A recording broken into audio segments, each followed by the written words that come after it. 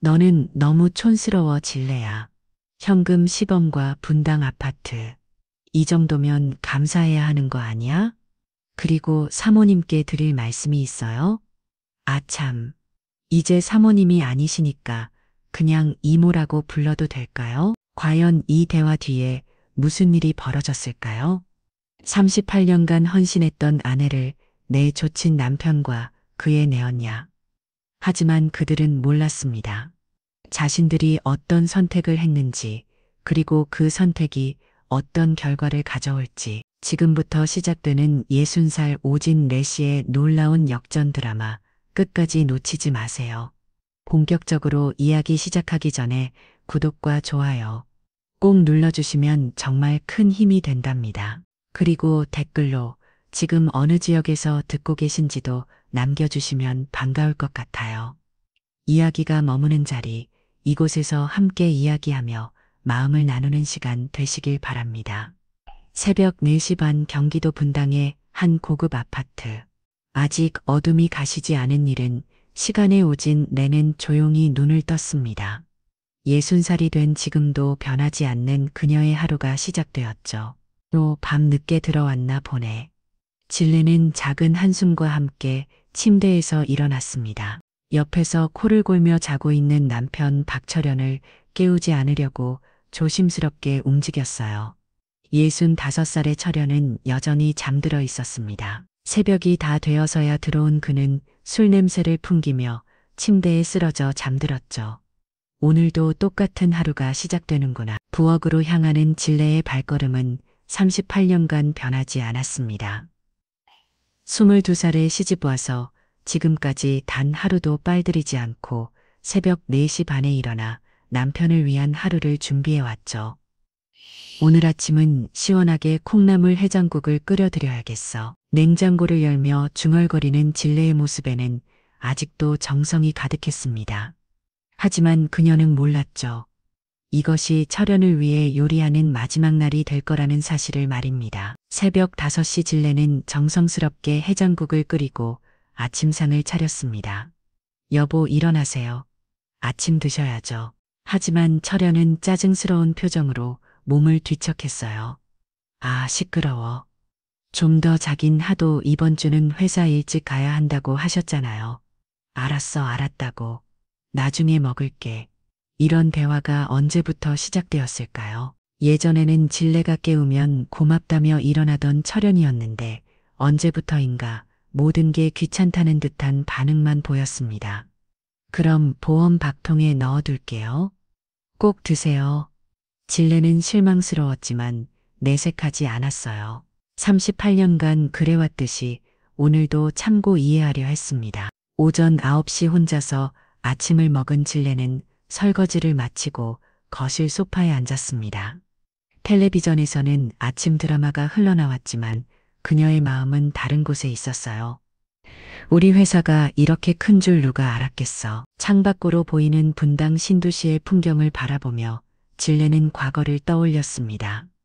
22살에 결혼할 때 철현은 동네에서 작은 약국 하나를 운영하는 평범한 남자였어요. 하지만 질레의 헌신적인 뒷바라지와 함께 사업은 점점 커졌습니다. 내가 밤새 장부 정리해주고 새벽마다 일어나서 도시락 싸주고 그렇게 키운 회사인데 한오제야. 지금은 전국에 지사를 둔 대형 제약회사가 되었습니다. 철현은 회장이 되었고 질레는 회장 부인이 되었죠. 하지만 성공과 함께 철현은 변했습니다. 질레야 이제 네가 나서지마. 회사 내규가 복잡해졌어. 당신도 회장 부인다운 품격을 좀 길러. 이제는 사람들 앞에서 너무 소박하게 굴지 마. 언제부터인가 철현은 질레를 부담스러워했습니다. 검소하게 살던 습관을 고치라고 했고 비싼 옷을 사입으라고 했어요. 하지만 질레는 변하지 않았습니다. 여전히 새벽에 일어나고 여전히 정성스럽게 밥을 차렸고 여전히 철현만을 생각하며 살았죠. 오후 2시 질레의 핸드폰이 울렸습니다. 여보세요? 질레야, 나 오늘 늦을 것 같아. 저녁 준비하지 마. 또 다시 철현의 차가운 목소리였어요. 요즘 들어 이런 전화가 부쩍 늘었습니다. 무슨 일이 그렇게 많아요? 회사 일이야. 너는 몰라도 돼. 그럼 제가 저녁이라도 가졌다. 아니야, 그러지 마. 내가 알아서 할게. 두두두두 전화가 끊어졌습니다. 진레는 핸드폰을 내려놓고 깊은 한숨을 내쉬었어요. 언제부터인가 철현은 자신을 피하는 것 같았습니다. 내가 뭘 잘못했을까? 저녁 8시 혼자서 저녁을 먹은 진레는 텔레비전을 보며 철현을 기다렸습니다. 하지만 철현은 오지 않았어요. 10시간 넘어서야 문자 하나가 왔을 뿐이었죠. 오늘 호텔에서 자고 간다. 내일 봐. 호텔 진레는 의아했습니다. 집에서 30분 거리인 회사에서 일하는데 왜 호텔에서 자야 할까요? 하지만 진레는 의심하지 않았어요. 38년간 철현을 믿어왔듯이 이번에도 그냥 일이 많아서 그런 거라고 생각했습니다. 그런데 이후로 이상한 일들이 계속 벌어졌습니다. 철현은 집에 오는 날이 줄어들었고 와도 진레와 대화를 피했어요. 핸드폰도 항상 뒤집어 놓고 전화가 오면 다른 방으로 가서 받았습니다. 여보, 요즘 몸이 안 좋아요? 병원에라도 괜찮아? 그냥 일이 많아서 그래. 그럼 제가 회사의 영양제라도. 진레야, 이제 회사 일에 참견하지만 직원들이 뭐라고 하겠어. 참견이라는 말에 진레는 상처받았습니다. 줄곧 함께 일고 온 회사인데 이제 와서 참견이라네요. 그런 오는 날 저녁이었습니다. 철현이 평소보다 일찍 집에 왔어요. 하지만 그의 표정은 무척 심각했습니다. 진레야, 앉아봐. 할 말이 있어. 무슨 일이에요? 진레는 불안한 마음으로 소파에 앉았습니다. 철현의 표정이 예사롭지 않았거든요. 우리 이제 정리하자. 정리요? 무엇을요? 우리 관계 말이야. 순간 진레의 머릿속이 하얘졌습니다. 무슨 말이에요? 이혼하자는 얘기야. 이혼? 진레는 믿을 수가 없었어요. 갑작스럽게 무슨 이혼 얘기인지 도저히 이해할 수 없었습니다. 왜 갑자기 그런 말을? 철현은 진레를 차갑게 바라보았습니다. 한때는 사랑으로 가득했던 그 눈에 이제는 실증과 거부감만이 남아 있었어요. 갑자기가 아니야. 나는 오래전부터 생각해왔어. 내가 뭘 잘못했나요? 말해봐요. 고칠게요. 고치고 말고의 문제가 아니야. 진레야. 철현은 담배를 꺼내 물었습니다. 원래 집에서는 담배를 피우지 않던 그였는데 이제는 그런 것도 신경 쓰지 않았어요. 우리는 이제 맞지 않아. 내 위치도 달라졌고 내 주변 사람들도 달라졌어. 위치가 달라졌다고요? 나는 이제 한우제약 회장이야. 그런데 넌 아직도 38년 전 동네 약사 아내처럼 살고 있어. 에이, 진레는 눈물이 나려고 했지만 꼭 참았습니다. 내가 어떻게 하면 될까요? 어떻게 하면 당신에게 맞는 사람이 될 수 있을까요? 진레야, 넌 이해 못할 거야. 이제 내 주변엔 다른 사람들이 있어. 더 정구, 더 똑똑하고 더 세련된 사람들 말이야. 그 순간 진레는 깨달았습니다. 다른 여자가 있는 거죠? 철현은 잠시 머뭇거렸지만 고개를 끄덕였습니다. 그래, 솔직히 말하면 그래. 진레의 가슴이 무너져 내렸습니다. 38년간 믿어온 모든 것이 한순간에 무너지는 느낌이었어요. 누구예요? 우리 회사 신약개발팀 이사 한미영이야. 38살이고 한국대 약학과 출신이지. 진레보다 22살이나 어린 여자였습니다. 언제부터였나요? 그런 게 중요해. 이미 끝난 일인데 중요하지 않다고요? 38년을 함께 산 사이인데 중요하지 않다고요? 진레의 목소리가 떨렸습니다. 하지만 철현은 무표정했어요. 진레야, 감정적으로 굳지 마. 우리가 헤어지는 건 자연스러운 일이야. 자연스럽다고요? 그래, 나는 성공했고 넌 그대로야. 나는 발전했고 넌 정체되어 있어. 철현의 말 하나하나가 진레의 가슴에 모처럼 박혔습니다. 진레는 문득 결혼 초기를 떠올렸어요. 아이를 간절히 원했던 그대를 말이죠. 내가 회사 키우느라 얼마나 고생했는지, 당신을 위해 얼마나 희생했는지 모르세요? 진레의 목소리가 떨렸습니다. 아이를 갖지 못한 것도 철연의 무적자증 때문이었는데 그녀는 한 번도 그것을 탓하지 않았어요. 오히려 더 헌신적으로 남편을 돌봤습니다. 그건 네가 선택한 일이야. 누가 시킨 것도 아니고 제가 선택했다고요? 그래, 그리고 이제 나는 다른 선택을 하는 거야. 진레는 더 이상 견딜 수가 없었습니다. 자신이 아이를 포기하면서까지 지켜온 이 결혼이 이렇게 끝나다네요. 그 여자가, 그 한미영이라는 여자가 뭐가 그렇게 좋았어요? 모든 게 다 좋아. 참고 예쁘고 똑똑하고 세련됐어. 무엇보다 나와 어울려. 나는 당신과 안 어울린다는 거군요. 솔직히 말하면, 그래, 넌 너무 촌스러워 진레야. 촌스럽다는 말을 진레는 크게 상처받았습니다. 38년간 오직 철연만을 위해 살아온 자신이 이제는 촌스러운 여자가 되어버린 거였어요. 좋아요, 이혼하죠. 진레는 갑자기 고개를 들었습니다. 더 이상 매달리지 않기로 한 거였어요. 대신 조건이 있어요. 조건 38년간 제가 당신을 위해 헌신한 대가를 치러주세요. 철연은 코웃음을 쳤습니다. 얼마나 받고 싶은데 정당한 대가를 원하는 거예요. 좋아 진레야, 내가 후하게 줄게. 철연은 핸드폰을 꺼내 계산기를 켰습니다. 그리고 무언가를 계산하더니 메모장에 적기 시작했어요. 현금 10억 원. 진레의 눈이 커졌습니다. 그리고 분당 아파트 한 채, 이 정도면 충분하지. 10억 원이요? 그래, 10억이면 남은 인생 편하게 살 수 있을 거야. 철연은 마치 자신이 엄청난 호의를 베푸는 것처럼 말했습니다. 하지만 진레는 알고 있었어요. 한호제약의 실제 가치가 수천억 원이라는 것을 말이죠. 10억 원이요? 정말로. 그래, 이 정도면 감사해야 하는 거 아니야? 그때 현관문이 열렸습니다. 하이힐 소리가 들리더니 한 여자가 들어왔어요. 바로 한미용이었습니다. 철연 오빠 이야기 다 끝났어요? 38살의 미용은 확실히 세련되어 보였습니다. 명품 가방에 비싼 옷, 그리고 자신감 넘치는 태도까지. 응, 거의 다 끝났어. 이띠 두리, 천은드, 미용을 보며 부드럽게 미소 지었습니다. 진레가 오랜 동안 보지 못했던 따뜻한 미소였어요. 안녕하세요, 사모님. 미용이 진레에게 인사했습니다. 하지만 그 인사에는 예의는 있었지만 진정성은 없었어요. 아, 그리고 사모님께 들을 말씀이 있어요. 무슨 말? 이제 사모님이 아니시니까 그냥 이모라고 불러도 될까요?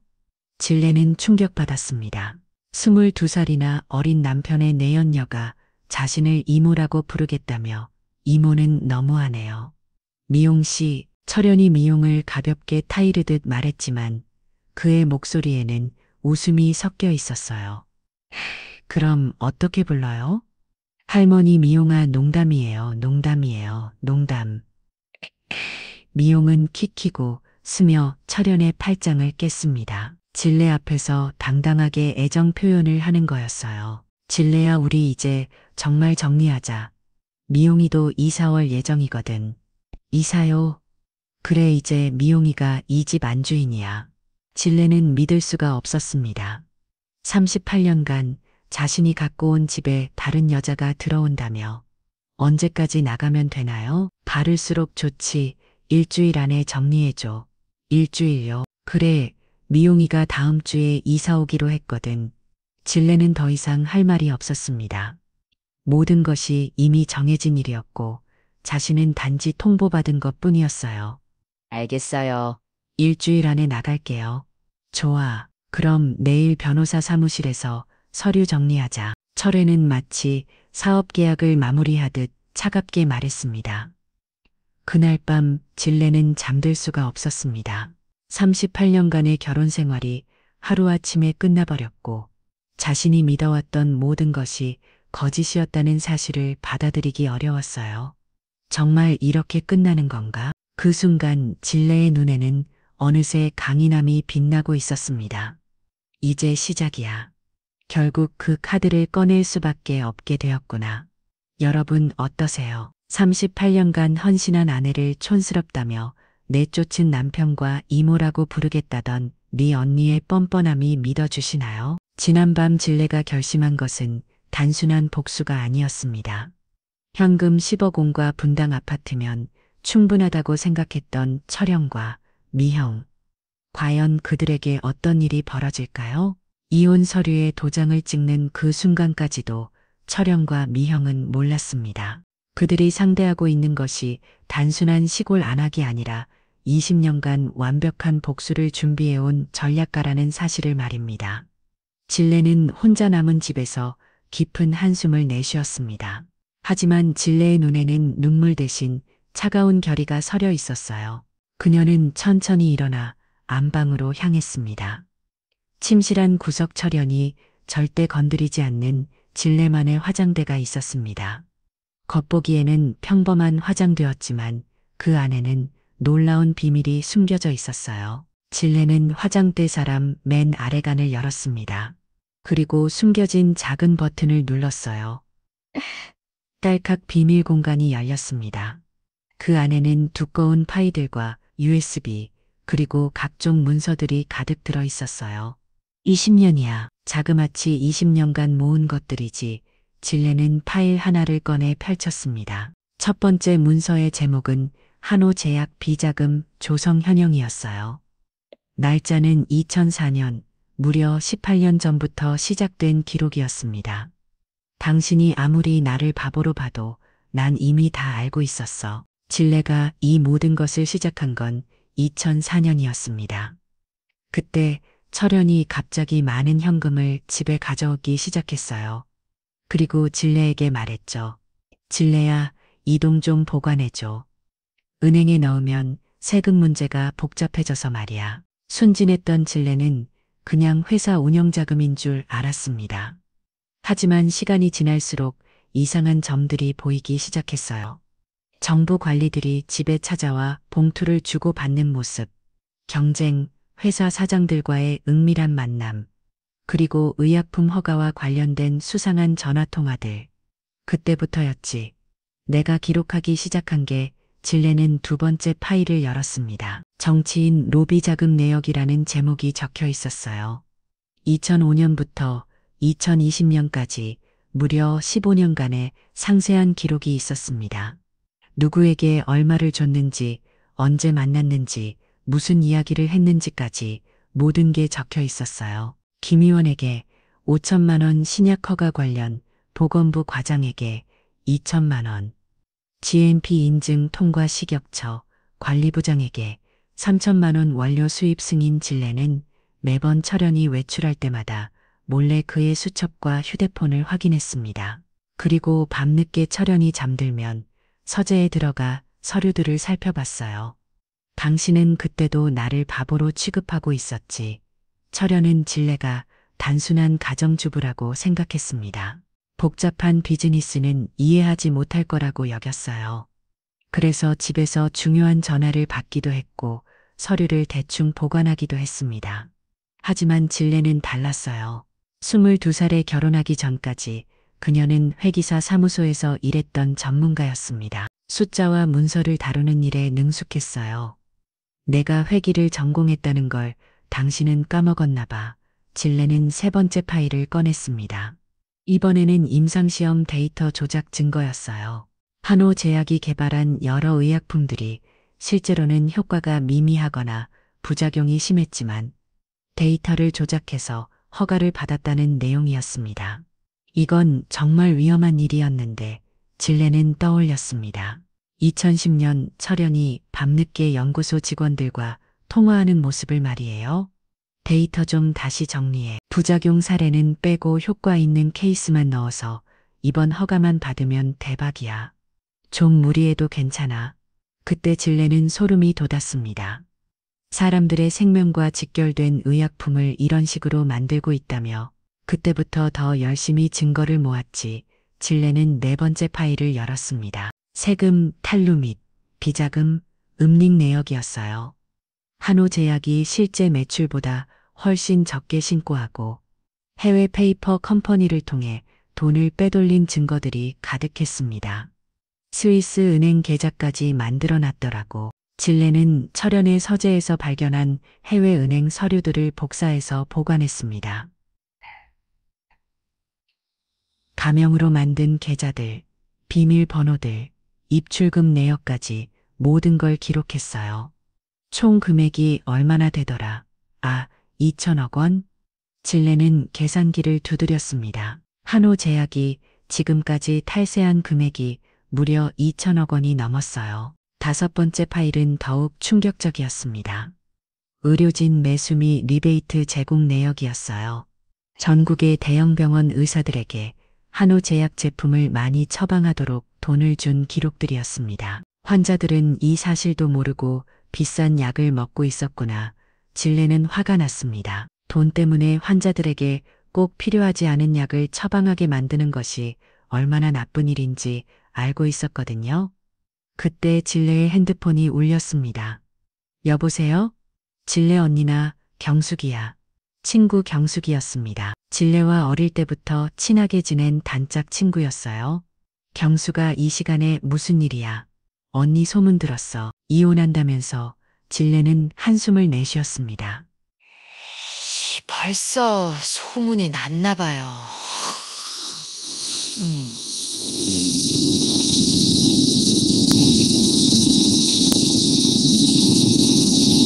언니가 얼마나 고생했는데. 그런가 봐. 나이 들어서 싫어하나 봐. 언니, 나 진짜 화나. 경부가 어떻게 그럴 수 있어? 경숙은 진례보다 더 화를 내고 있었어요. 언니는 왜 그렇게 순순히 다 해줘? 나라면 회사 반 정도는 가져갔을 거야. 경수가 나는 그런 거 잘 모르잖아. 진례는 일부러 순진한 척 했습니다. 아직 아무에게도 자신의 계획을 말할 수 없었거든요. 언니 변호사라도 잘 구해. 그냥 당하고 있으면 안 돼. 응, 알았어. 전화를 끊은 후 진례는 다시 파일들을 정리했습니다. 여섯 번째 파일은 경쟁업체 방해 공작 증거였어요. 한호제약이 경쟁 회사들을 방해하기 위해 벌인 불법 행위들이 기록되어 있었습니다. 정말 못된 짓을 많이 했구나. 라이벌 회사의 신약 개발을 방해하고 허위 정보를 유포하고 심지어 해킹까지 동원했다는 내용이었어요. 일곱 번째 파일은 노동자 착취 및 안전사고 은폐였습니다. 공장에서 일하는 직원들의 안전을 무시하고 사고가 나면 돈으로 입막음한 사건들이 적혀 있었어요. 이런 것들까지 다 기록해뒀지. 진례는 마지막 파일을 열었습니다. 한미영과의 불륜 증거였어요. 이건 최근 일이지만 그래도 확실하게 해뒀어. 호텔 출입 기록 함께 찍은 사진들, 그리고 미영이 철연에게 보낸 문자 메시지들까지. 진례는 철연의 모든 대화 내용을 저장해 뒀었어요. 오빠 보고 싶어요. 언제 그 늙은 마누라랑 헤어져요. 진례가 너무 답답해. 빨리 정리하고 싶어. 우리 결혼하면 신혼여행은 유럽으로 가요. 문자 내용들을 보니 진례는 다시 한번 치가 떨렸습니다. 하지만 동시에 다행이라는 생각도 들었어요. 이 모든 게 증거가 될 테니까요. 진례는 모든 파일을 다시 정리하고 USB에 백업까지 만들었습니다. 그리고 몇 분은 복사해서 안전한 곳에 보관했어요. 이제 준비는 다 됐어. 하지만 진례는 아직 실행에 옮기지 않았습니다. 타이밍이 중요했거든요. 다음 날 아침 진례는 평소와 똑같이 새벽에 일어나 아침을 준비했습니다. 하지만 이번에는 마음이 달랐어요. 마지막 아침 상이구나. 철연은 여전히 차가운 태도였습니다. 오늘 변호사 사무실에서 만나자. 오후 2시에 말겠어요. 그리고 진례야 쓸데없는 요구하지만 내가 주는 조건이면 충분할 거야. 진례는 고개를 끄덕였습니다. 하지만 속으로는 다른 생각을 하고 있었어요. 충분하다고 고다하게 될 거야. 뭐가 충분한지 말이야. 오후 2시 서초동의 한 번 무법인 사무실. 진례는 조용히 들어가 앉았습니다. 철연과 미영 그리고 철연 측 변호사가 이미 와 있었어요. 오셨네요. 부인 철연 측 변호사가 인사했습니다. 하지만 그의 태도도 철연과 비슷하게 차가웠어요.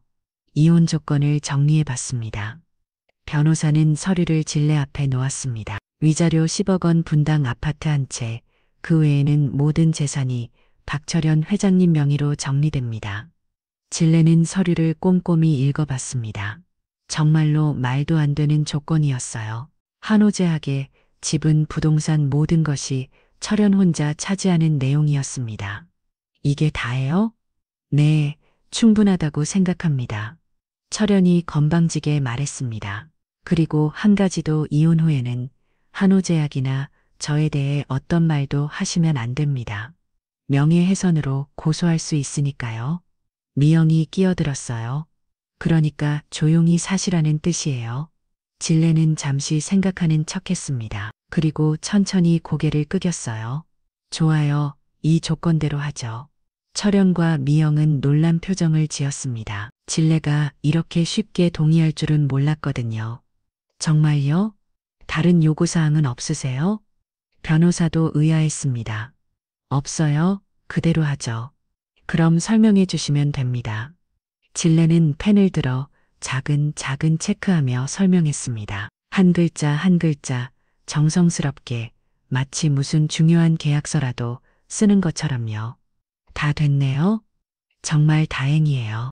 원만하게 끝나서 철현이 안도의 한숨을 내쉬었습니다. 그럼 이제 우리 진짜 자유네. 미영이 철현의 팔짱을 기며 말했어요. 하지만 진례는 조용히 미소 지었습니다. 그들이 모르는 미소를 말이에요. 박철현 씨, 한미영 씨, 왜요? 행복하세요. 할 수 있는 만큼 당연하죠. 미영이 당당하게 대답했습니다. 우리는 서로 사랑하니까요. 의무감으로 하는 결혼이 아니라 그 말에 진례는 더욱 깊게 미소 지었습니다. 그러게요. 사랑이 있어야 행복하죠. 법무법인을 나온 진례는 근처 카페에 앉았습니다. 그리고 핸드폰을 꺼내 전화를 걸었어요. 여보세요. 식품의약품안전처 신고센터인가요? 네, 맞습니다. 제보할 게 있습니다. 한호제약이라는 회사에 대해서요. 어떤 내용인가요? 임상시험 데이터 조작, 허가받지 않은 원료 사용, 의료진 리베이트 제공 등 증거도 다 있습니다. 전화 너머에서 놀라는 기색이 느껴졌어요. 증거가 있으시다고요? 네, 20년간 모은 자료입니다. 내일 직접 가져다 드릴게요. 첫 번째 전화를 끊고 진례는 두 번째 전화를 걸었습니다. 국세청 세무조사 신고센터인가요? 네, 탈세 신고합니다. 한호제약이라는 회사인데요. 세 번째는 공정거래위원회 졌습니다. 불공정 거래 행위 신고합니다. 네 번째는 검찰청 민원실이었어요. 뇌물공여 혐의로 고발하고 싶습니다. 모든 전화를 마친 진례는 커피를 한 모금 마셨습니다. 이제 진짜 시작이야. 그날 저녁 진례는 짐을 싸기 시작했습니다. 하지만 많은 짐은 아니었어요. 옷 몇 벌과 개인적인 물건들 뿐이었습니다. 20년간 모은 증거들은 이미 안전한 곳에 보관해 뒀고 진례는 모든 파일과 USB를 열어 곳에 나눠 보관했습니다. 은행 대여금고, 친구 경숙이네, 그리고 자신만 아는 비밀 장소까지 혹시 눈치채고 증거를 없애려 할 수도 있으니까. 하지만 철현은 전혀 의심하지 않았어요. 진례가 그저 순진한 아내라고 생각하고 있었거든요. 그날 밤 진례는 마지막으로 집안을 둘러봤습니다. 38년이었구나. 거실, 부엌, 안방, 모든 곳에 추억이 있었어요. 하지만 이제는 그 추억들마저 씁쓸했습니다. 진례는 60살의 나이에 완전히 새로운 인생을 시작하려고 했습니다. 다음 날 아침, 철현은 기분이 좋아 보였어요. 드디어 골칫거리를 처리했다고 생각하고 있었거든요. 진례야, 이제 정말 끝이네. 그러게요. 미안하다는 말은 하고 싶지 않아. 이게 우리 둘 다에게 좋은 일이야. 나도 그렇게 생각해요. 진례의 대답에 철현은 만족스러워 했습니다. 그럼 오늘 중으로 집 정리하고 나가죠. 그러죠. 나도 더 있을 생각 없어요. 철현이 회사에 간 후 진례는 마지막 짐을 챙겼습니다. 그리고 집 카드키를 식탁 위에 놓았어요. 이제 정말 끝. 하지만 진례는 알고 있었습니다. 진짜 시작은 이제부터라는 것을 말이에요. 오후 2시 진례는 식품의약품 안전처에 도착했습니다. 신고하신 분이신가요? 네, 자료를 보여주시겠어요? 진례는 가방에서 두꺼운 파일을 꺼냈습니다. 담당자의 눈이 커졌어요. 이게 다 증거 자료인가요? 네, 20년간 모은 것들입니다. 어떻게 이런 자료를 제가 한호제약 회장에 안 해왔거든요? 아니, 전 안 해줘. 담당자는 더욱 놀랐습니다. 그럼 이 모든 게 내부 정보인 거네요? 네, 모두 사실입니다. 그날 진례는 각 기관을 돌아다니며 모든 증거를 제출했습니다. 국세청, 검찰청, 공정거래위원회, 어디서나 담당자들은 놀라워했어요. 이런 자료는 처음 봅니다.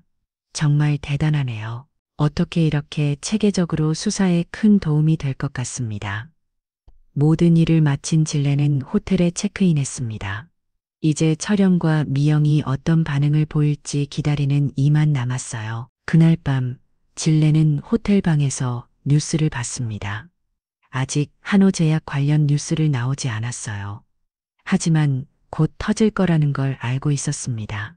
내일부터 시작이겠지. 진례는 창밖을 바라보며 미소 지었습니다. 그동안 참고 견딘 시간이 드디어 의미를 갖게 될 거였어요. 여러분 놀랍지 않으세요?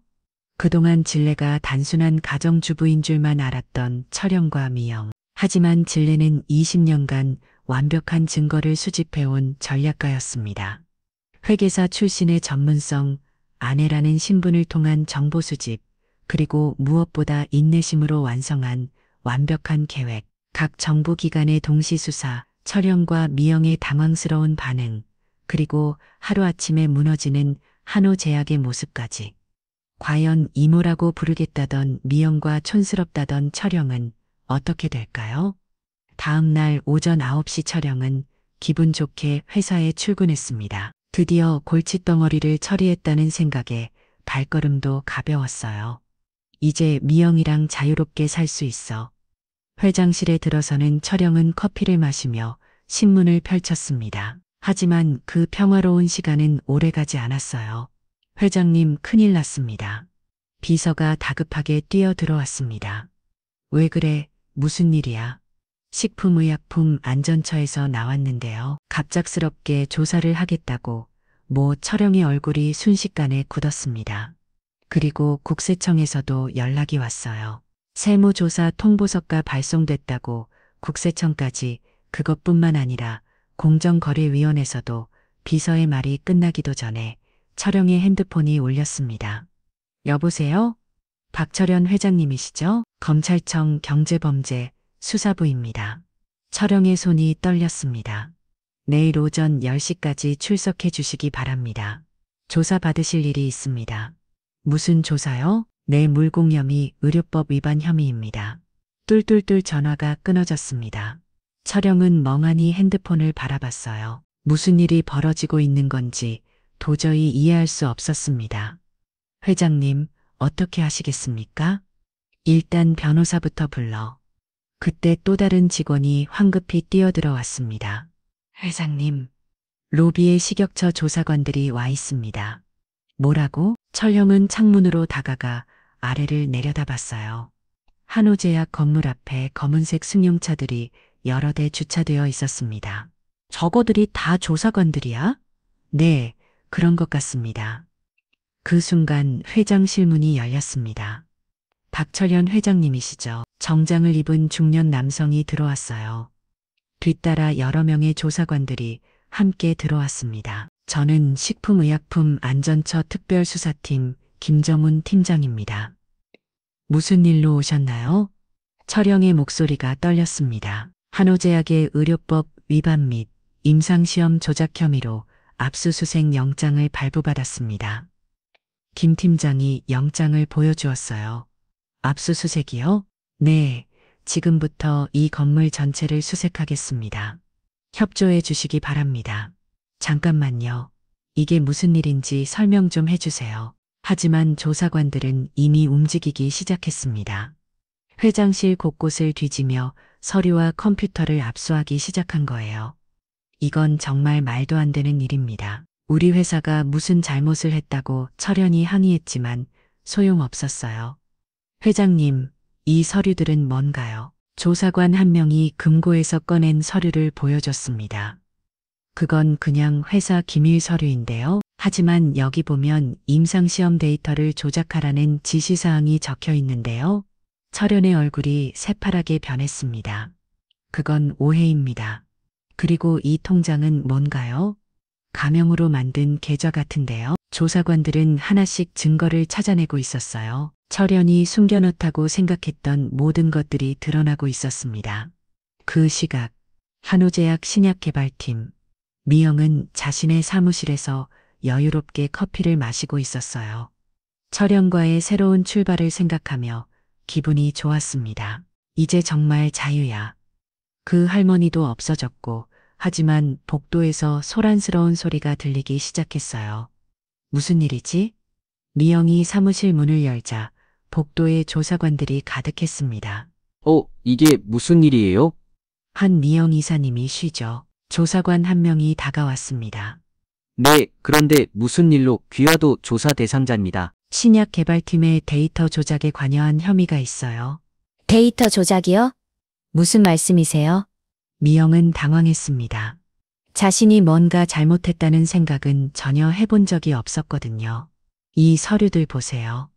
귀화가 직접 승인한 조작된 임상시험 보고서들입니다. 조사관이 서류를 보여주자 미영의 얼굴이 굳었어요. 지금 회장님이 지시하신 일인데요. 그렇다면 더욱 문제가 심각하네요. 공범이라는 얘기잖아요. 미영은 그제서야 자신이 얼마나 위험한 상황에 처했는지 깨달았습니다. 오전 11시 한우제약 로비 직원들은 모두 나와서 옹성거리고 있었어요. 회사 전체가 마비 상태였습니다. 도대체 무슨 일이야? 갑자기 조사관들이 몰려와서 회장님은 어디 계시지? 그때 엘리베이터에서 차련이 내려왔습니다. 하지만 그의 모습은 철화했어요. 조사관들에게 둘러싸인 채 고개를 푹 숙이고 있었습니다. 회장님 직원들이 놀라서 다가가려 했지만 조사관들이 막았어요. 지금 조사 중이니까 접근하지 마세요. 철현은 직원들을 바라볼 수도 없었습니다. 너무 창피했거든요. 박철현 씨 차에 타세요. 어디로 가는 거죠? 일단 조사실로 가서 조사 받으셔야 합니다. 철현은 검은색 승용차에 태워졌습니다. 그 모습을 보던 직원들은 충격에 빠졌어요. 회장님이 잡혀가시네. 우리 회사 어떻게 되는 거야? 미영도 곧 다른 차에 태워져 끌려갔습니다. 그녀는 철여에게 도움을 요청하려 했지만 철여는 눈도 마주치지 않았어요. 다순턴 눈도 마주치지 않았어요.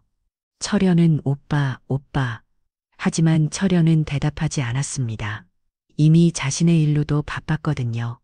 오후 2시 검찰청 조사실. 철여는 차가운 조사실에 앉아 있었어요. 형광등 불빛 아래서 그의 얼굴은 더욱 철화해 보였습니다. 박철현 씨, 이 모든 혐의에 대해 어떻게 생각하십니까? 검사가 두꺼운 파일을 펼쳤습니다. 저는 모르는 일입니다. 모른다고요? 그럼 이 서류들은 뭡니까? 검사가 서류를 보여주자 철현은 깜짝 놀랐어요. 그것은 그가 직접 작성한 비자금 관련 메모였습니다. 이건 어디서 나온 건가요? 제보자가 제출한 자료입니다.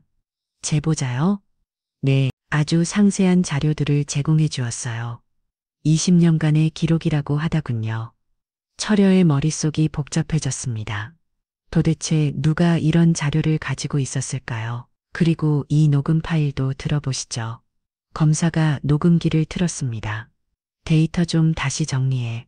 부작용 사례는 빼고 효과 있는 케이스만 넣어서 철여의 목소리가 또렷하게 들렸어요.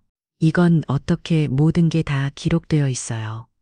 박철현 씨, 철여는 잘 망했습니다.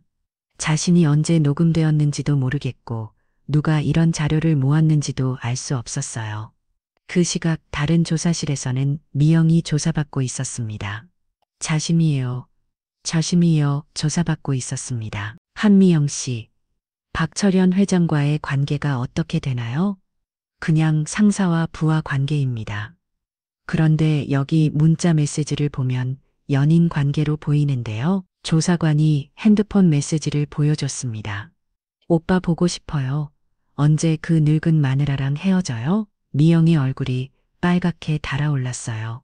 이건 사적인 일인데요. 사적인 일이 아닙니다. 이것도 중요한 증거예요.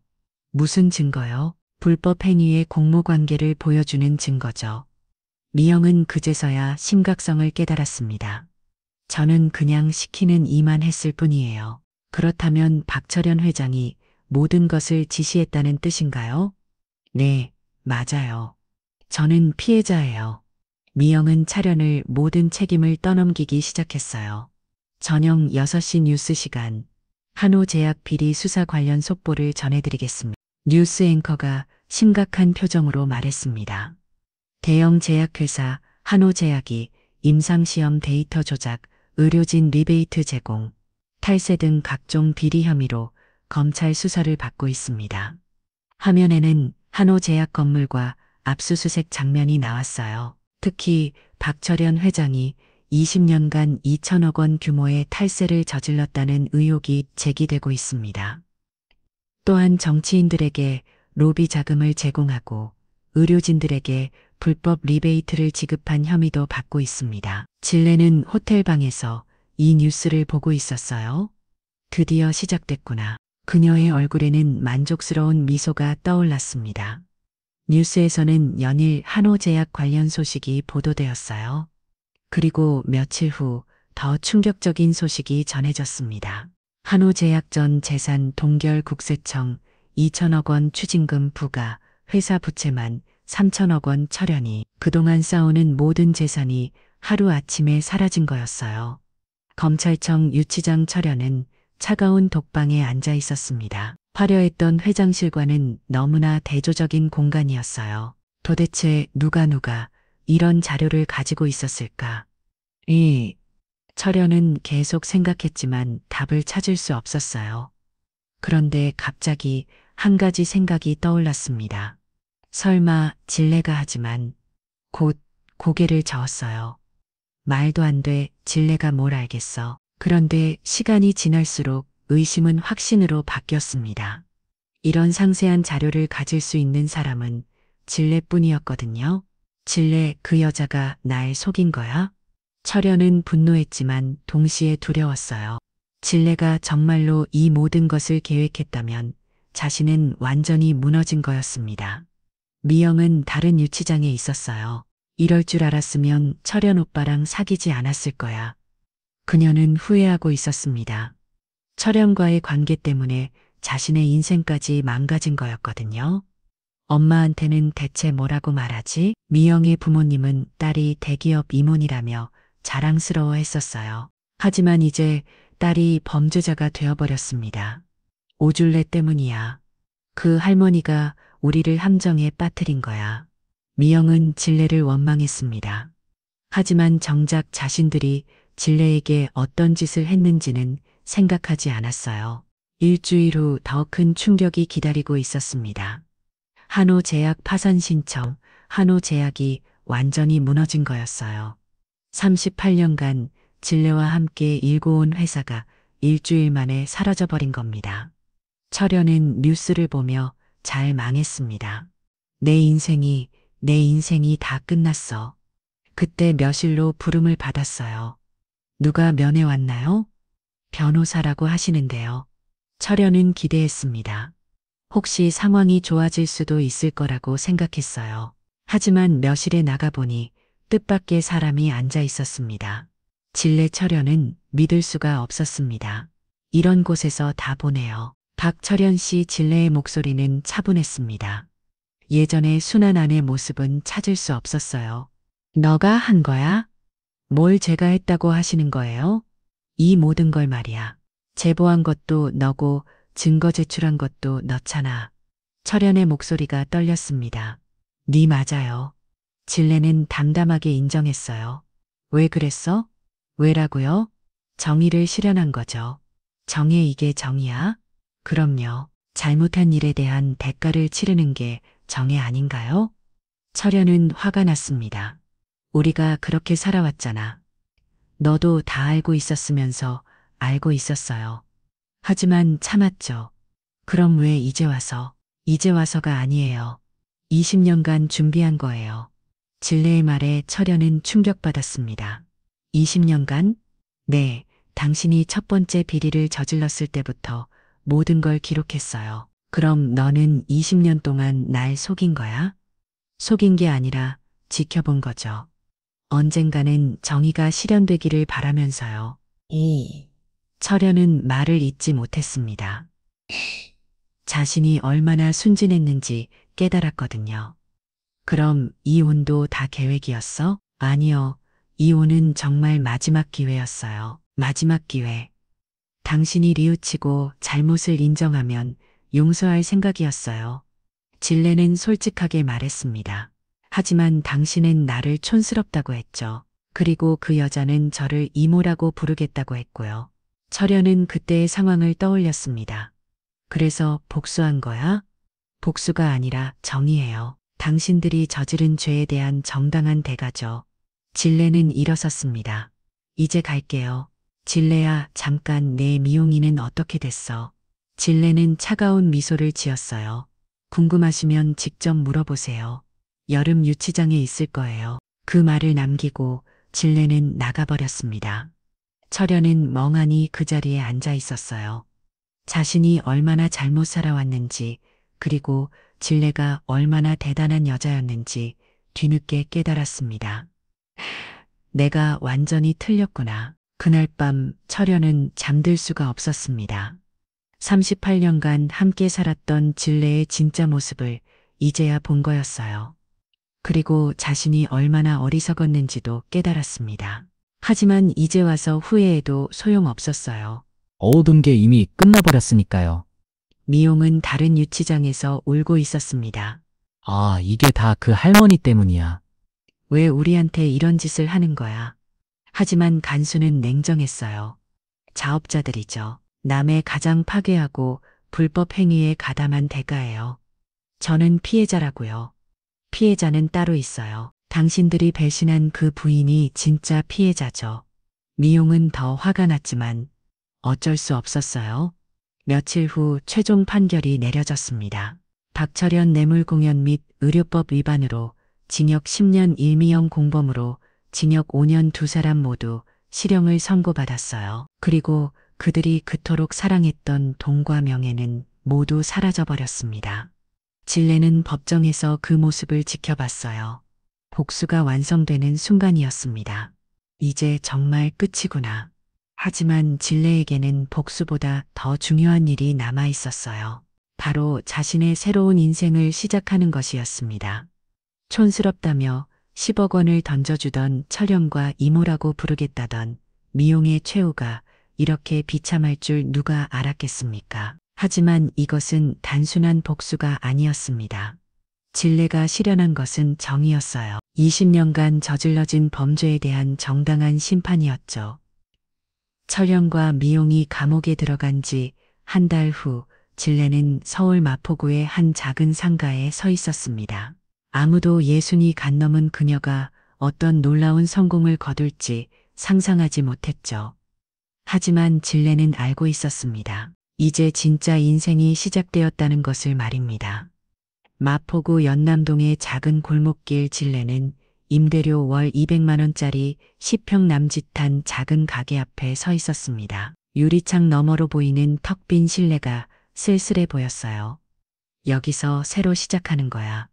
진례는 깊은 숨을 들이마셨습니다. 60살의 나이에 완전히 새로운 도전을 시작하는 것은 쉬운 일이 아니었거든요.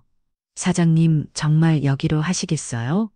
부동산 중개업자가 걱정스럽게 물었습니다. 네, 여기가 좋아요. 하지만 이 골목은 유동인구가 많지 않아서 괜찮아요.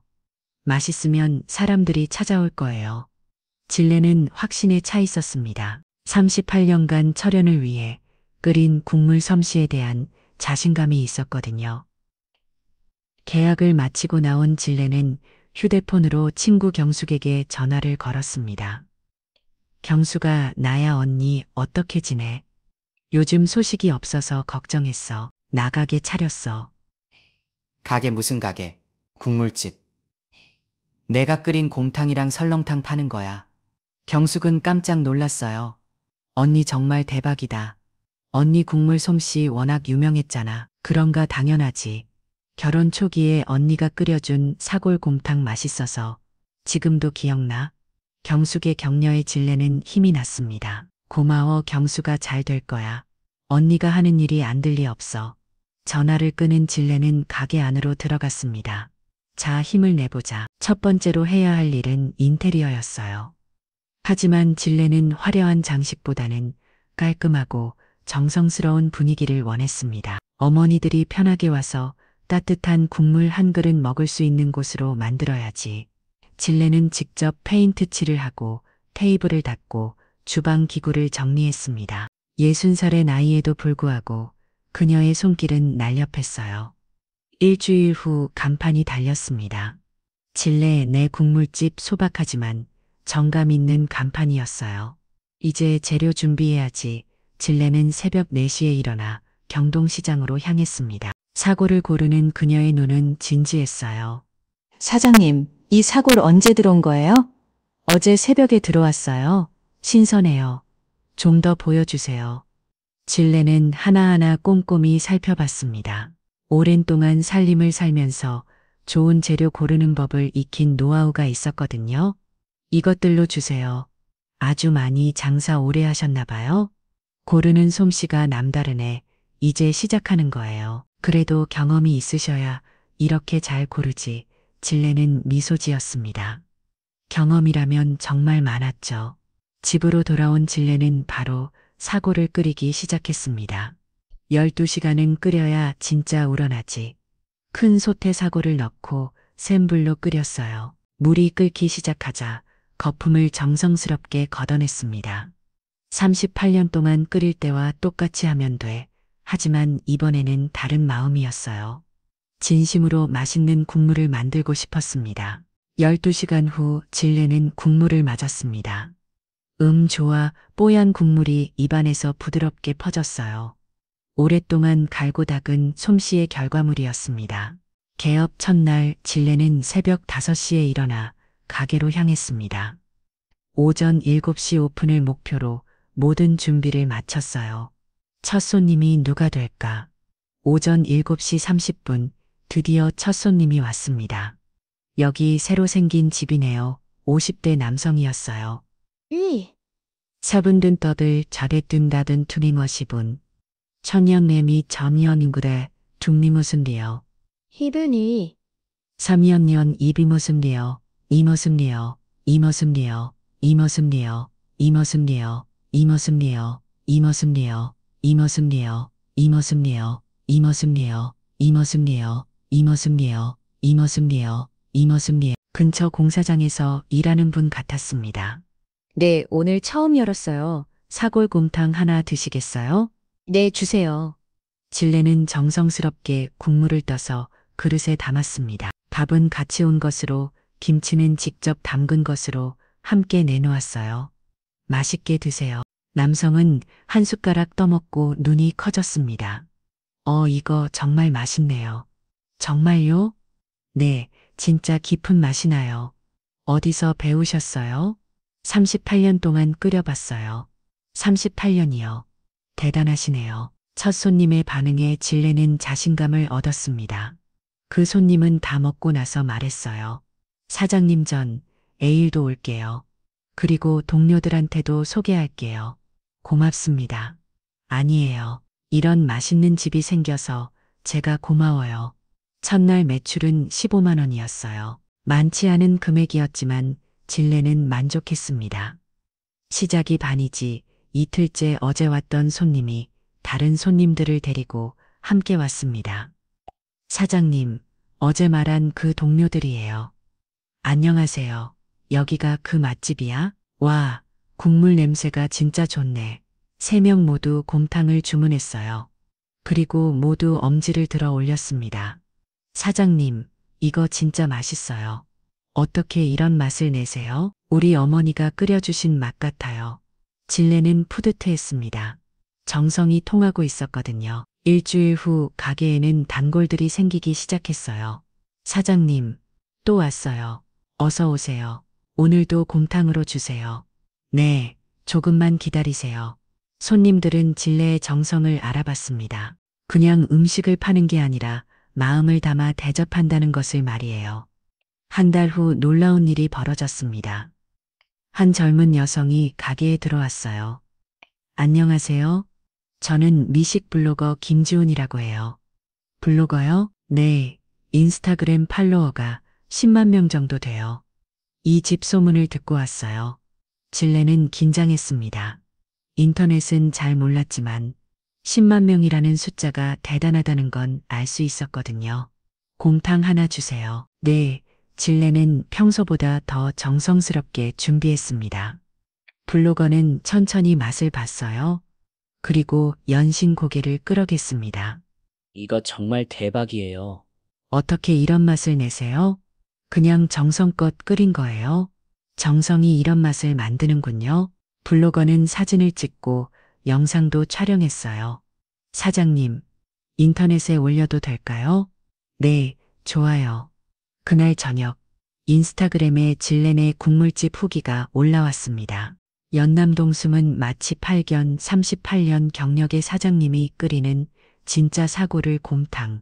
이런 깊은 맛은 처음이에요. 정말 강추합니다. 다음 날부터 가게에는 젊은 손님들이 몰려들기 시작했어요. 여기가 인스타에서 본 그 맛집이에요? 사장님, 곰탕 둘 주세요. 와, 진짜 맛있다. 하루 매출이 갑자기 50만 원으로 늘었습니다. 이게 인터넷의 힘인가? 진례는 놀라웠습니다. 세상이 정말 많이 변했다는 걸 실감했어요. 며칠 후 더 큰 변화가 찾아왔습니다. 한 중년 남성이 가게에 들어왔어요. 사장님, 안녕하세요. 저는 푸드 엘레스토랑 잡지기자 박민수라고 합니다. 잡지기자요?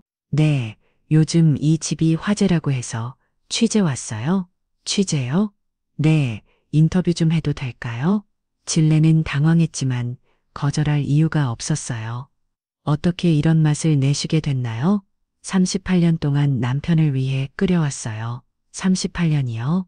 대단하시네요. 이제는 남편이 없어서 혼자 새로 시작하는 거예요.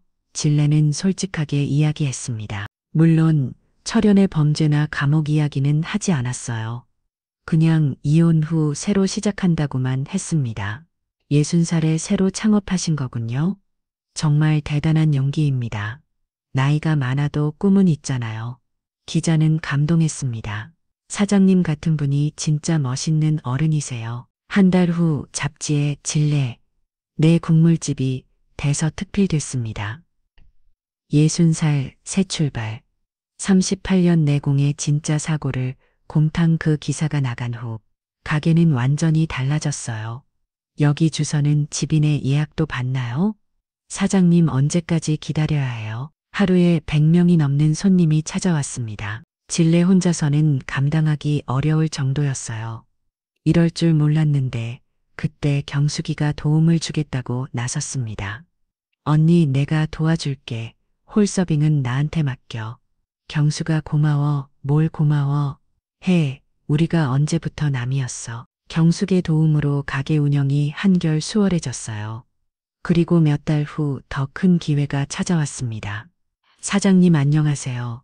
저희는 대형마트 식품팀에서 왔어요. 정장을 입은 2명의 남성이 가게에 들어왔습니다. 무슨 일로 오셨나요? 사장님의 곰탕을 레토르트 제품으로 만들어서 전국 판매하고 싶습니다. 레토르트요? 네. 간편하게 데워 먹을 수 있는 제품 말이에요. 진례는 고민했습니다. 맛이 똑같이 날까요? 사장님이 직접 레시피를 감수하시면 가능할 것 같습니다. 한번 해보죠. 그렇게 시작된 레토르트 제품 개발. 진례는 매일 공장에 가서 맛을 확인했어요. 이건 너무 짜요. 이건 깊은 맛이 부족해요. 다시 해보세요. 수십 번의 시행착오 끝에 드디어 만족할 만한 맛이 나왔습니다. 이제 됐어요. 정말요. 사장님이 만족하시면 출시하겠습니다. 한 달 후 진례네 사골곰탕 레토르트 제품이 전국 마트에 출시되었습니다. 첫 주 판매량이 10만 개를 돌파했어요. 사장님 대박입니다. 재주문이 계속 들어와요. 정말요. 네, 전국에서 주문이 쏟아지고 있어요.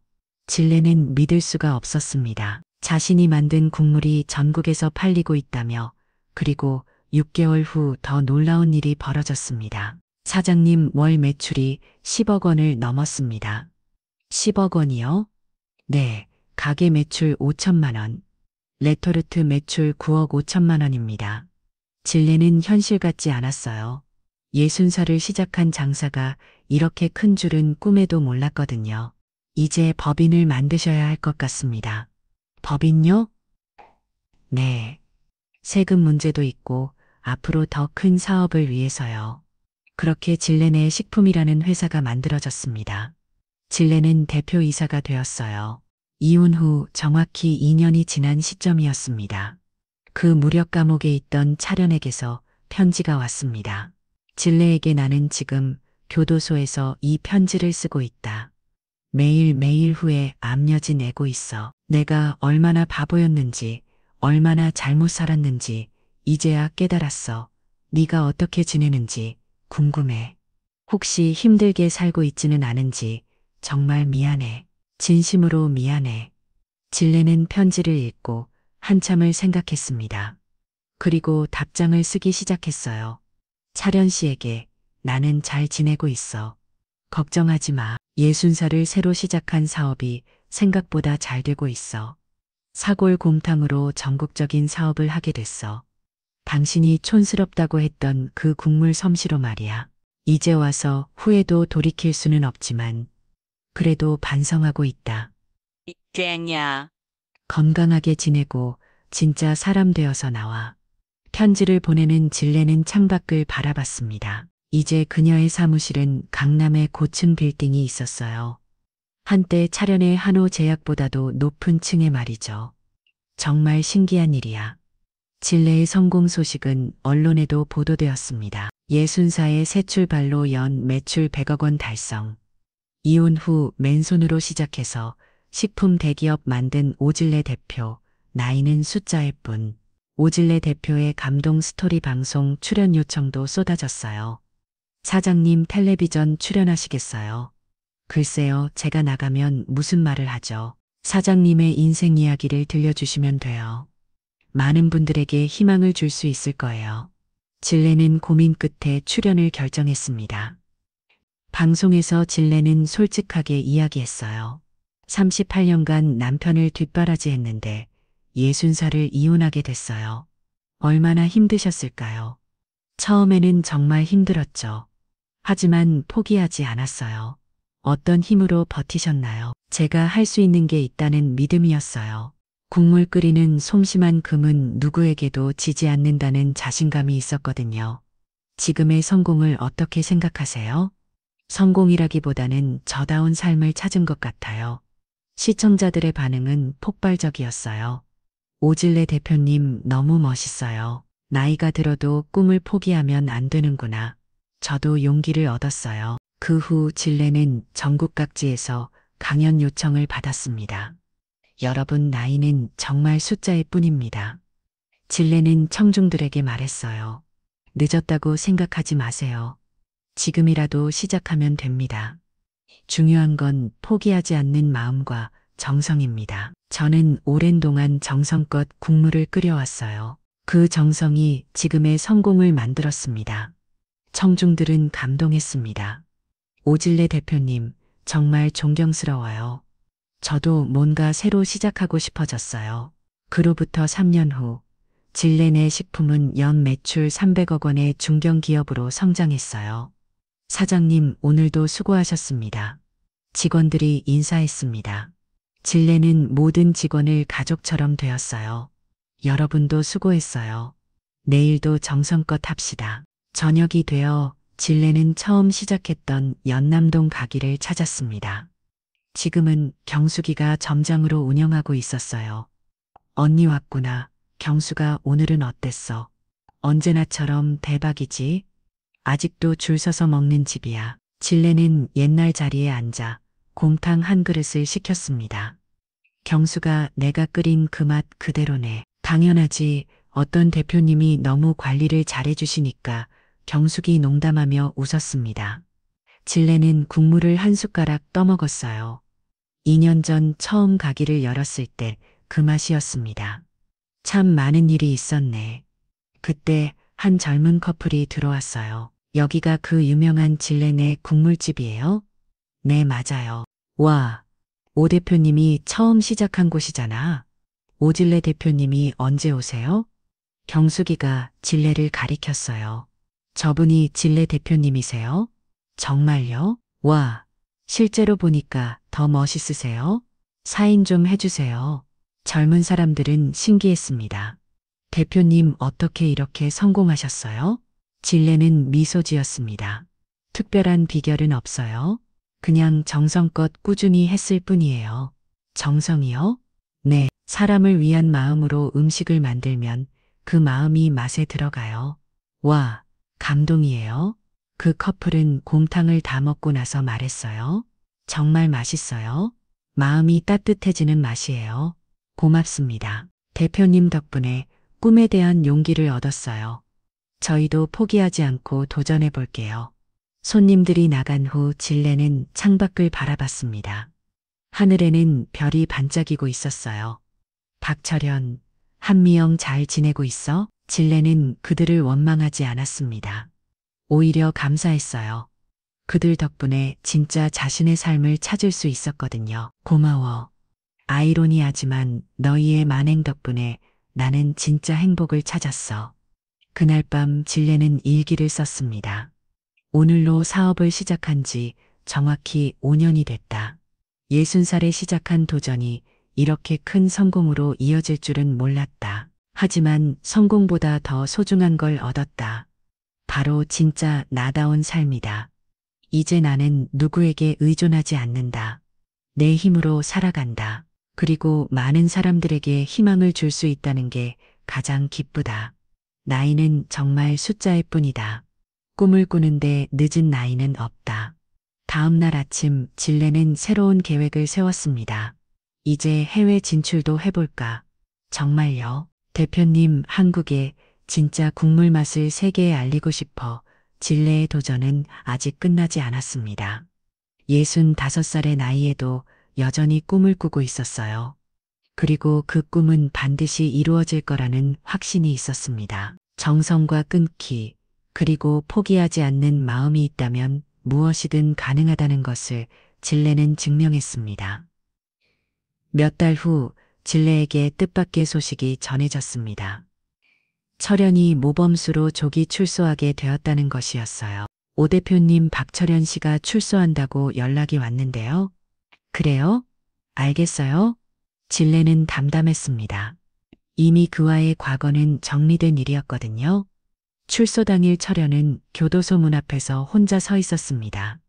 아무도 마중 나온 사람이 없었어요. 리영은 이미 출소했지만 연락이 도절된 상태였습니다. 진레는 어떻게 지내고 있을까? 철현은 진레의 성공 소식을 교도소에서도 들었어요. 신문과 방송을 통해 아내가 아니, 전 아내가 얼마나 대단한 사람이 되었는지 알고 있었습니다. 내가 촌스럽다고 했던 그 여자가 철현은 자신이 얼마나 어리석었는지 뼈저리게 느꼈어요. 며칠 후 철현은 용기를 내어 진레에게 전화를 걸었습니다. 여보세요. 진레야, 나야. 철현이 진레는 잠시 침묵했습니다. 출소했구나. 응. 진레야, 만날 수 있을까? 사과하고 싶어? 진레는 생각해 봤습니다. 좋아요. 내일 오후 2시에 연남동 가기로 와요. 다음 날 철현은 진레네 국물집 앞에 서 있었습니다. 가게 앞에는 여전히 긴 줄이 서 있었어요. 정말 대단하구나.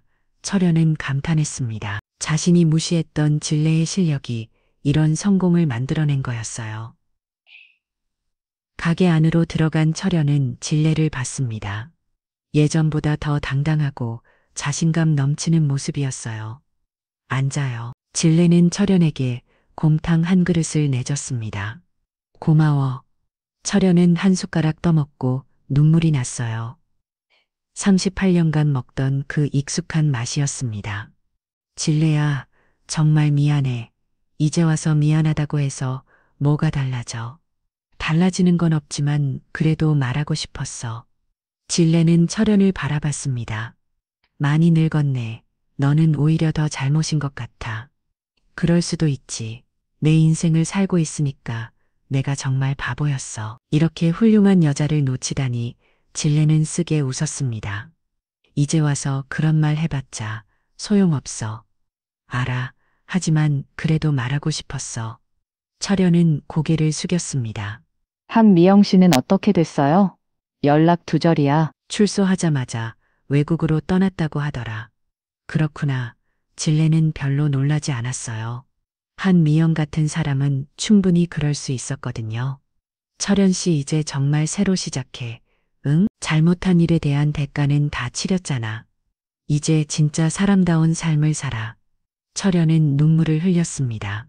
진레야 고마워. 이렇게 말해줘서 우리가 38년을 함께 살았잖아. 그 시간이 다 가짜는 아니었을 거야. 진레야. 하지만 이제 우리는 남남이야. 각자의 길을 가는 거지. 철연은 고개를 끄덕였습니다. 행복하게 살아 진레야. 그래 철연 씨도 철연이 나간 후 경숙이가 다가왔습니다. 언니 괜찮아? 응 괜찮아. 이제 정말 끝난 것 같아. 그날 저녁 진레는 회사 임직원들과 함께 저녁 식사를 했습니다. 대표님, 내년 해외 진출 계획은 어떻게 되나요? 일본부터 시작해 볼까 해요. 한국 음식을 좋아하는 곳이니까 좋은 아이디어네요. 그리고 향후 10년 계획으로는 전 세계에 진레네 국물집을 만들고 싶어요. 직원들은 박수를 쳤습니다. 대표님이라면 가능할 거예요. 우리도 열심히 도와드릴게요. 진레는 고마웠습니다. 이제 그녀에게는 가족 같은 직원들이 있었어요. 며칠 후 진레는 또 다른 방송 출연을 했습니다. 오질레 대표님 전 남편과 만나셨다고 들었는데요. 네, 출소해서 사과하러 왔더라고요. 어떤 기분이셨나요? 별다른 감정은 없었어요. 이미 끝난 일이니까요. 혹시 재혼하실 생각은 없으신가요? 진레는 웃으며 대답했습니다. 전혀요. 저는 이제 제 인생을 살고 있어요. 누구에게 의존하지 않는 독립된 인생을요. 정말 멋진 답변이네요. 나이가 들어서 깨달은 게 있어요. 진짜 행복은 다른 사람에게서 받는 게 아니라 자기가 만드는 거라는 것을요. 시청자들의 댓글이 쏟아졌습니다. 오질레 대표님 정말 멋있어요. 저도 이런 여성이 되고 싶어요. 나이가 들어도 꿈을 포기하면 안 되겠어요. 방송 후 진레는 자신의 사무실로 돌아갔습니다. 10평 남짓한 작은 가게였지만 모든 것의 시작이었습니다. 그대를 생각하면 정말 꿈만 같아. 5년 만에 연 매출 300억 원 직원 200명. 전국 매장 50개. 누가 상상이나 했겠어요? 그때 비서가 들어왔습니다. 대표님 출판사에서 연락이 왔는데요. 대표님의 자서전을 내고 싶다고 합니다. 자서전이요? 네. 많은 분들이 대표님의 이야기를 책으로 보고 싶어 하신대요. 진레는 잠시 생각했습니다. 제목은 뭐로 할까요? 60살 새 출발은 어떠세요? 좋네요. 그렇게 하죠.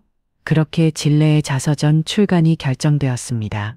책이 나오는 후 반응은 폭발적이었어요. 베스트셀러 1위를 기록했고 많은 사람들에게 희망을 주었습니다. 오질레 대표님 덕분에 용기를 얻었어요. 저도 50살에 새로 도전해 보려고요. 나이는 정말 숫자일 뿐이네요. 진레는 전국을 돌며 북 콘서트를 열었습니다. 여러분, 저는 60살에 새로 시작했습니다. 늦었다고 생각하지 마세요. 지금이 가장 좋은 때입니다. 중요한 건 마음가짐이에요. 포기하지 않는 마음만 있으면 됩니다. 청중들은 감동의 눈물을 흘렸습니다. 새로운 출발을 시작한 후 어느덧 65. 시작을 마음먹기까지 쉬운 여정은 아니었지만 시작이 반이라는 말은 정말 맞는 말이었어요. 이제는 해외에도 매장이 생겼고 전 세계 사람들이 진레의 국물을 맛보고 있습니다. 하지만 진레는 여전히 겸손했습니다. 성공했다고 교만해지면 안 돼. 처음 마음을 잊지 말자. 그날도 진레는 1호점을 찾았습니다. 여전히 사람들로 붐비는 가기를 보며 뿌듯해였어요. 언니, 오늘도 왔구나. 경숙이 반갑게 맞이했습니다. 응, 여기 와야 마음이 편해져. 여기가 우리의 시작점이니까. 그때 한 할머니가 가게에 들어오셨어요. 여기가 그 유명한 질레네 국물집이지? 네, 맞아요. 내 나이가 80인데 뭔가 새로 시작해보고 싶어서 왔어요. 질레는 할머니 손을 잡았습니다. 어머, 나 8살이 어땠어요? 지금이라도 시작하세요. 정말 할 수 있을까? 물론이에요. 저도 첫발 내디기까지 고민이 많았지만 시작하고 나서는 다 하게 되더라고요. 우리 나이가 견디고 이겨내는 힘은 오히려 젊은이들보다 더 강하잖아요. 할머니는 눈물을 흘리셨습니다. 고마워, 용기를 얻었어요. 그 모습을 보며 질레는 자신의 진짜 성공을 깨달았습니다. 돈이나 명예가 아니라 사람들에게 희망을 줄 수 있다는 것. 그것이 진짜 성공이었어요. 여러분, 오늘 오질레님의 이야기 어떠셨나요? 촌스럽다며 10억 원을 던져주던 남편과 이모라고 부르겠다던 그의 내연녀. 그들은 지금 어디서 무엇을 하고 있을까요? 하지만 중요한 것은 질레, 그녀 자신입니다. 60살의 나이에 맨손으로 시작해서 연 매출 수백억 원의 기업을 만든 질레. 그녀가 우리에게 보여준 것은 단순한 성공담이 아닙니다. 나이는 정말 숫자일 뿐이며 꿈을 꾸는데 늦은 때는 없다는 것. 그리고 정성과 끈기만 있다면 어떤 역경도 극복할 수 있다는 것. 질레의 이야기는 아직 끝나지 않았습니다. 그녀는 지금도 전 세계 사람들에게 희망을 전하고 있어요. 여러분도 포기하지 마세요. 지금이라도 늦지 않았습니다. 오늘 이야기가 여러분에게 작은 용기라도 되었기를 바랍니다. 더 많은 감동적인 사연과 이야기를 원하신다면 구독과 좋아요를 눌러주세요. 그리고 여러분의 생각이나 경험을 댓글로 남겨주시면 더 풍성한 이야기가 머무는 자리가 될 것 같아요. 다음에도 여러분의 마음을 밝게 비춰줄 특별한 이야기로 찾아뵙겠습니다. 끝까지 함께 해주셔서 정말 감사합니다. 오늘도 행복한 하루 되세요.